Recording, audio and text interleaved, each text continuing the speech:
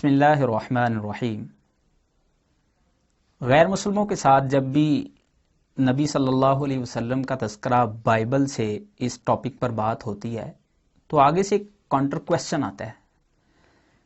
کہ آپ لوگ ایک طرف بائبل کو محرف تحریف شدہ مانتے ہیں اور دوسری طرف آپ اسی کتاب میں سے اپنے نبی کے تذکرے ثابت کر رہے ہیں۔ یہ تو تضاد ہے ایک طرح کا، اور بعض لوگ اس کو منافقت سے بھی تعبیر کرتے ہیں۔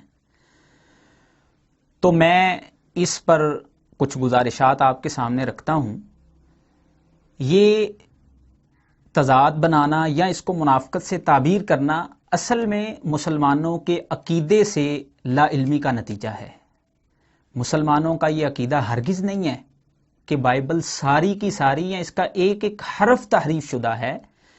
بلکہ مسلمانوں کا ایمان اور یقین یہ ہے کہ اس میں آج بھی اللہ کے نبیوں کی باتیں اور اصل تعلیم جیسے کہ توحید پر مبنی بیانات ہیں، یا انہی باتوں میں سے ایک نبی صلی اللہ علیہ وسلم کا تذکرہ بھی ہے، یہ آج بھی موجود ہیں۔ تو مسلمانوں کا ایمان اور یقین یہ ہے کہ یہ ساری کی ساری بائبل نہیں بلکہ اس بائبل کے اندر تحریف ہوئی ہے۔ اور پھر اس کانٹر کویسچن کو ذرا آپ اس انداز میں بھی اگر سمجھنے کی کوشش کریں کہ مسلمان جو ہیں وہ یہ عقیدہ قرآن مجید کی وجہ سے رکھتے ہیں۔ اللہ تعالیٰ نے قرآن مجید میں فرمایا کہ الذی یجدونہ مکتوبا عندہم فی التوراۃ والانجیل،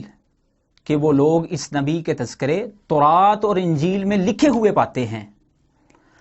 اب سمجھنے کی بات یہ ہے کہ اس دور میں جب یہ قرآن مجید نازل ہو رہا تھا وہاں پر یہودی بھی رہتے تھے، عیسائی بھی آباد تھے، تو ان لوگوں کو تو صرف ایک کام چھوٹا سا کرنا پڑنا تھا، وہ یہ تھا کہ وہ اپنی کتابیں اٹھاتے اور لا کے مسلمانوں اور پیغمبر اسلام کے سامنے رکھ دیتے کہ بھئی اگر آپ واقعتاً ہی سچے ہیں، آپ کا اسلام، آپ کے نبی کا اور قرآن کا یہ بیان اگر واقعتاً سچا ہے تو یہ ہماری کتابیں ہیں، اس میں سے آپ تذکرہ نکال کے دکھا دیں۔ انہیں تو صرف ایک چھوٹے سے اس کام کی وجہ سے پورے اسلام کی بنیاد گرا دینی تھی۔ آپ یہ دیکھیں کہ اللہ تعالیٰ فرماتے ہیں کہ یعرفونہ کما یعرفون ابناءہم، وہ اس نبی کو اس طرح پہچانتے تھے جیسے اپنے بیٹوں کو پہچانتے ہیں۔ اسی لیے انہوں نے یہ کام کرنے کی بجائے اپنی عافیت خاموشی کے اندر سمجھی،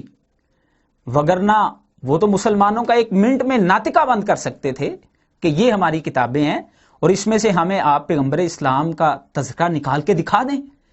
میں یہاں پر اہل فکر اور سنجیدہ اور علمی طبقے سے تعلق رکھنے والے لوگوں کو دعوت فکر دیتا ہوں کہ وہ اس پر سوچیں کہ وہ یہ کام کیوں نہ کر سکے۔ یقیناً اس وجہ سے نہ کر سکے کہ وہ جانتے تھے کہ اس نبی کے تذکرے اس کتاب میں موجود ہیں۔ اور پھر بڑے مزے کی بات یہ بھی ہے کہ اس کو منافقت سے تعبیر کرنے والے لوگ،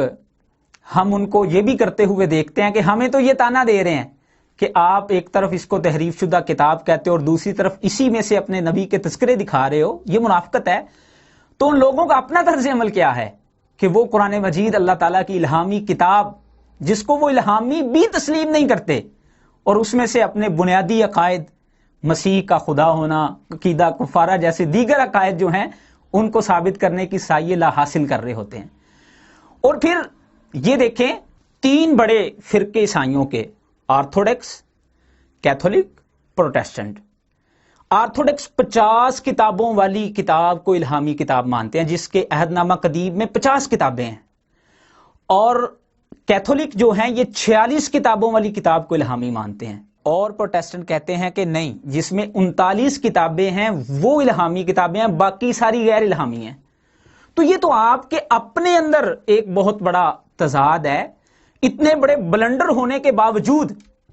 ہم یہ بھی دیکھتے ہیں کہ آپ اسی عہد نامہ قدیم میں سے سیدنا مسیح کی پیشن گوئیاں بھی ثابت کر رہے ہوتے ہیں۔ تو یہ تو آپ کی منافقت ہے نا کہ ایک طرف آپ کہتے ہیں کہ اتنی کتابوں والی الہامی ہے، ایک طرف کہتے ہیں اتنی کتابوں والی الہامی ہے، ایک طرف کہتے ہیں نہیں اتنی کتابوں والی الہامی ہے، اور اس کے باوجود اسی کتاب میں سے آپ جو ہے وہ سیدنا مسیح کی پیشن گوئیاں بھی ثابت کر رہے ہوتے ہیں۔ اور پھر یہ آپ کے مسیحی علماء کا اقرار بھی موجود ہے۔ یہ میرے سامنے کتاب کیتھولک کلیسیا کی بحثی تعلیم پر یہ عبارت لکھی ہوئی ہے. یہ کتاب جو آرفن پریس لاہور سے چھپی اس میں اس بات کا اقرار ہے، لکھا ہوا ہے کہ یہ بات کامل طور پر معلوم ہوئی ہے کہ یہودیوں نے پرانے عہد نامے کی اصل عبارت کو اس غرض سے کہ مسیح کی بابت نبیوں کی پیش گوئی کمزور ہو بگاڑ دیا ہے. یہ دیکھیں اس عبارت کے اندر خود اقرار کر رہے ہیں کہ یہودیوں نے اس پرانے عہد نامے کو بگاڑ دیا ہے، اس کے اندر تحریف کر دی ہے، تبدیلی کر دی ہے کہ کہیں مسیح کی پیشن گوئی اس سے ثابت نہ ہو جائے. تو خود اقرار بھی ہے کہ اس کے اندر تحریف ہے، اور خود اسی سے سیدنا مسیح کی پیشن گوئیاں بھی ثابت کر رہے ہوتے ہیں. اگر مسلمانوں کا اس محرف شدہ کتاب سے نبی کریم کی پیشن گوئیاں ثابت کرنا منافقت ہے،